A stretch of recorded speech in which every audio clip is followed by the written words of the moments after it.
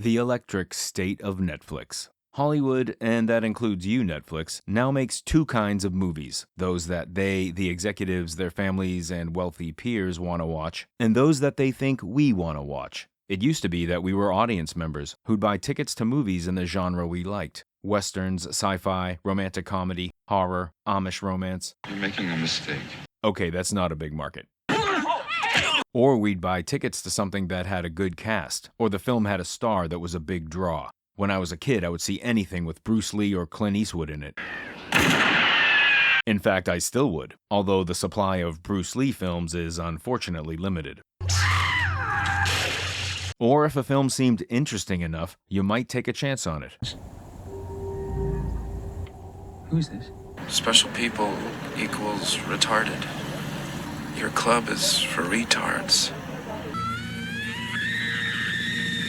Now, the industry has mutated. It seems more like we're rats in a maze, and corporations, specifically streaming companies, are more interested in how we'll react to certain stimuli. What makes us get the cheese? What formula or algorithm will get us to keep shelling out our bank credits for their subscription fees? You like Guardians of the Galaxy, right? Well, here's 18 versions of it. Make things fun, lighthearted, lots of jokes that don't land, a predictable formulaic storyline, a crew of argumentative misfits banding together to fight a big, soulless corporation. And a little bit of magic, even if it runs contrary to the tone of the original source material. This brings us to the electric state. I don't know why I had any hope for this, and I did, a little. I don't know why, I should have learned by now. Yet, I guess I'm an optimist. I'm a big fan of Stalenhag's work and was pleasantly surprised when I heard they made a movie of the electric state. Now, I wasn't expecting Children of Men level darkness, but definitely expected a little more darker than this. This is damn near Disney's version of the apocalypse. And since the apocalypse for Disney is when customers stop buying their physical products and toys, damn, this is their vision of the apocalypse. I'll do a quick summary, but I'll be brief because you probably already know what the story is. Millie Bobby Vanilli plays Michelle.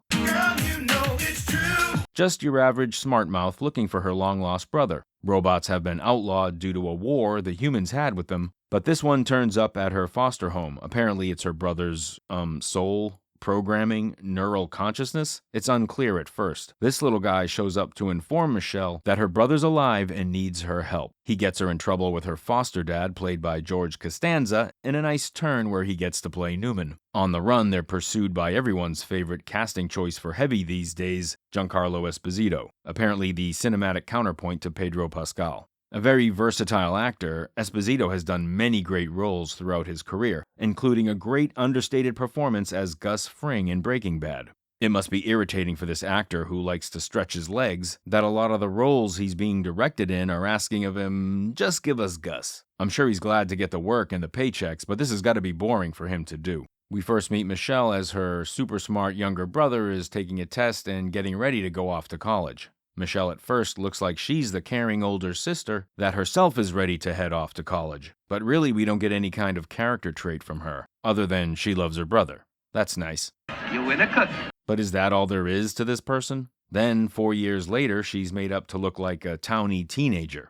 Did she age regress? The bangs, the baggy clothing, I mean, it looks period accurate, but isn't she supposed to be 4 years older now? And speaking of her bangs, what's up with the wigs in this piece? Chris Pratt looks like he's wearing a bad Owen Wilson wig. Strike that. He's wearing a good Owen Wilson wig. He's wearing a great Owen Wilson wig. That hairpiece looks like it just walked off the set of Wedding Crashers. Wow. Ouch. So Michelle and Cosmo go off to find her brother while being hunted by Gus Thing. They run into Pratt and his wisecracking robot act in America.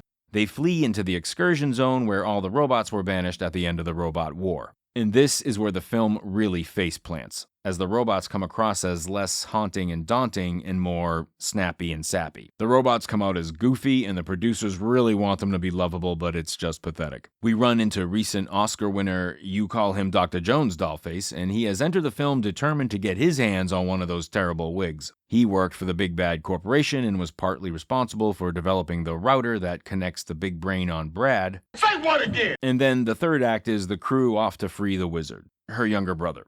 The first half of the movie is a bit better than the second half. In the beginning, we're introduced to this world and the robots and the neurocasters. They still have some mystery, some promise of foreboding, danger, and adventure to be revealed later on.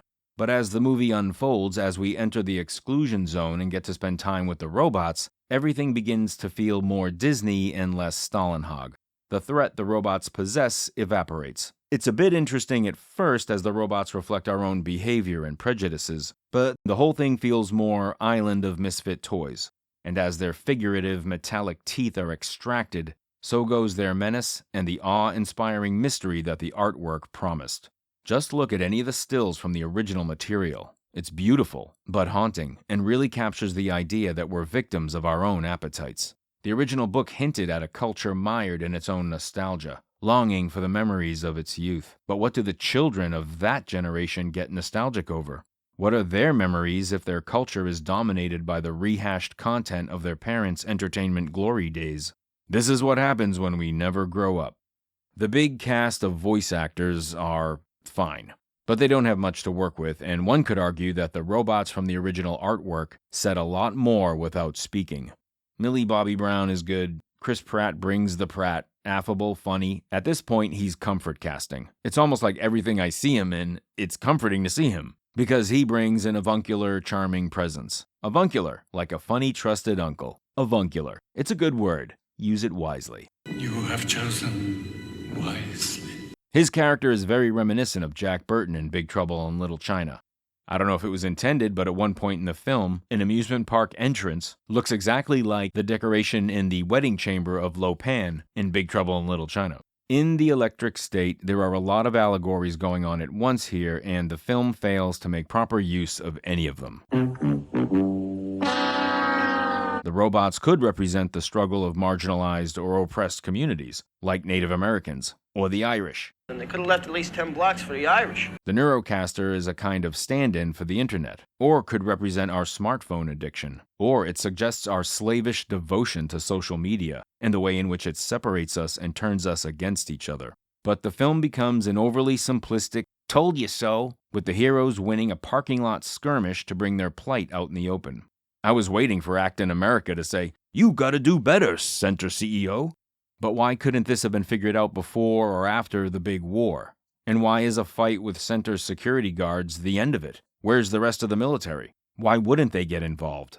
And why should the fight go the robots' way this time when nothing's really changed from the standpoint of their military capacity?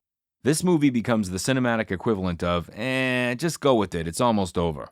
It kind of really ungrounds an overall premise that has been done successfully many times before. Battlestar Galactica, Blade Runner, The Terminator. And as we're seeing with our modern technology, the potential for conflict with toasters of our own making does seem a distinct possibility. Blade Runner challenged the conception of what it meant to be human. And what if your technological advancements become sentient and self-determining? Battlestar Galactica examined the war on terror, among other things. The Terminator was a warning of what could happen if we let our guard down and our tech gets the better of us. Looking at you, AI. Like the towers in Stalenhag's original book, these Neurocaster towers might be the stuff of science fiction, but the towers sporting corporate advertising, that's what makes the book great science fiction. It's science fiction that's a reflection of our flawed humanity. Because, especially in America, we allow corporate advertising on everything.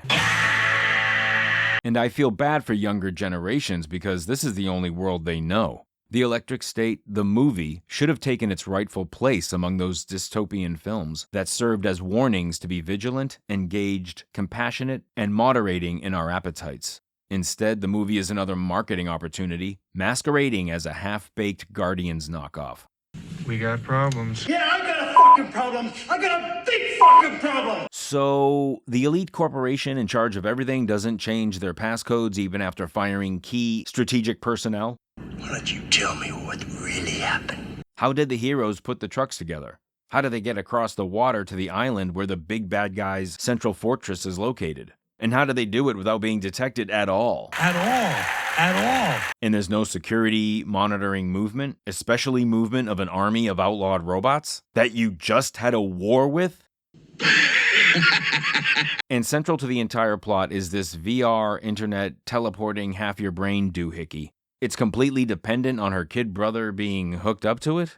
To what? The router box? Can you explain what internet is? So you're telling me all this technology, none of it works without the magic banana plugged into a million satellite dishes? Oh, word? And finally, that his soul or mentality or whatever, that was stored in the Cosmo robot, that was a bit much of a leap for me. A magical element of the movie that I would have ignored if they could pull off a satisfying picture otherwise. As it stands, I ain't buying it. I'll give you one magic leap, not two. Now, minor nitpick. Leaving aside the magic battery and the search for Spock mind-body transference of the kid brother, what's her beef with her foster dad wanting a vintage Les Paul that no one else wants? If no one else wants it, then at least it's not going to waste. A vintage Les Paul is an awesome guitar. And why does no one want physical stuff anymore? Is it because they're living completely virtually on the Neurocaster? Then shouldn't she respect his keeping a foot in the real world since her character hates the fake VR experience of the Neurocaster? Let me be clear, I got no problem making this guy a minor heel in the movie, making him a jerk. But this was an early indication that the movie couldn't get its own logic straight. And why is all this cool stuff in the exclusion zone with the bots to begin with? The movie does make use of the beautiful stills in the book, although the tone of the film is obviously a lot less bleak or haunting than the original artwork. But there are certainly a lot of shots that are from the direct original artwork, and those are haunting no matter how much Alan Silvestri's charming score pulls at the heartstrings. The book's artwork and the film, to a certain extent, can be read as a commentary on our materialist culture. Uh-oh, he's gonna talk about my stuff. Please don't break my stuff. I want mine! Mine, you understand? Mine! All mine! Mine! We do live in an age unlike any other with the readiness of plastic to be molded into whatever form our dreams can conceive. And in general, we possess the wealth of a society never before seen in human history. And that's resulted in us buying lots of crap. You buy something, rip it out of its packaging, brand new. You use it, play with it, put it on, whatever that thing is meant to be used for. It gets old, worn out, or broken, and we toss it. We never see it again. We never see the sun-bleached version of it, deteriorated through exposure to the elements. Unless you end up traveling through the American Rust Belt, in an abandoned mall, or seeing discard that's floated off a dump, or even worse, in the ocean. The artwork in Stalenhag's book and what they try to pull off in the film represents our gluttonous materialism and the wasteland full of trash that it's created. I'm not saying we're bad people for buying things to make us feel better, but we do need to own up to it if we ever want to get a handle on it. And the story does recognize the heartfelt connection and power that our tchotchkes, ephemera, our childhood toys, and TV shows mean to us, especially how they can help us feel a part of something even when we're alone. Whenever I come across the Star Blazers theme, I end up humming it all day long.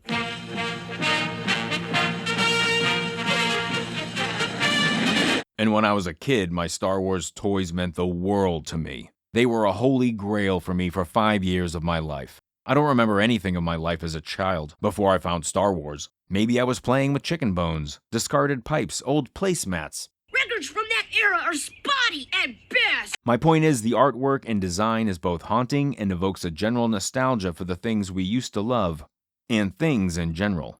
Again, I wasn't expecting Children of Men levels of darkness, although, give me more, sir. I don't think the movie is an abomination, as some in our rage bait culture suggest, but this could have been an epic tale of characters on a journey, like in Children of Men, at a distinct low point for humanity. The first third or so was a mildly entertaining ride to take, helped along by some comfort casting.